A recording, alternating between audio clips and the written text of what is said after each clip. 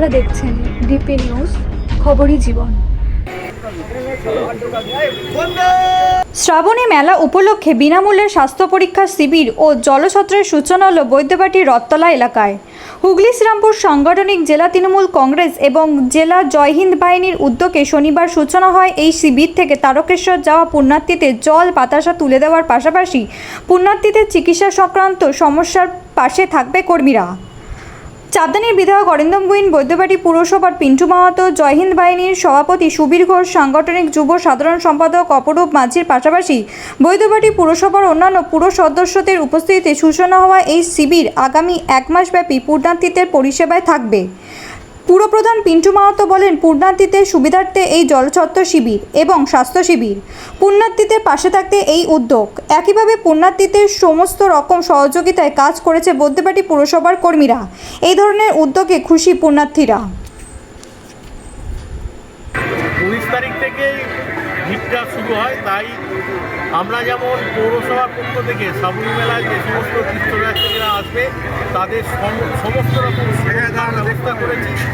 তাদের সুলভ শৌচাগার থেকে শুরু করে আমাদের বায়ো টয়লেট থেকে শুরু করে মেডিকেল ক্যাম্প থেকে শুরু করে ওয়াটার অ্যাম্বুলেন্স থেকে শুরু করে ফায়ার ব্রিগেডের 40টা মোটরসাইকেলের টিম আছে।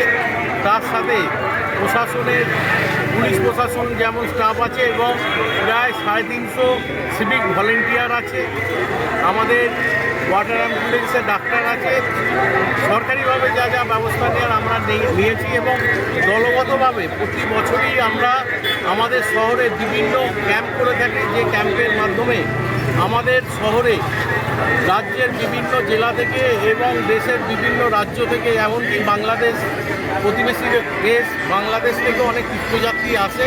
তাদের পরিষেবার জন্য, তাদের সেবা দেওয়ার জন্য আমরা বিভিন্ন মেডিকেল ক্যাম্প, জল বাতাসা থেকে শুরু করে লাড্ডু থেকে শুরু করে বিভিন্ন কিছু আমরা রাখি, যেটা আমরা তীর্থযাত্রীদের পরিষেবা দিই সেইখান থেকে।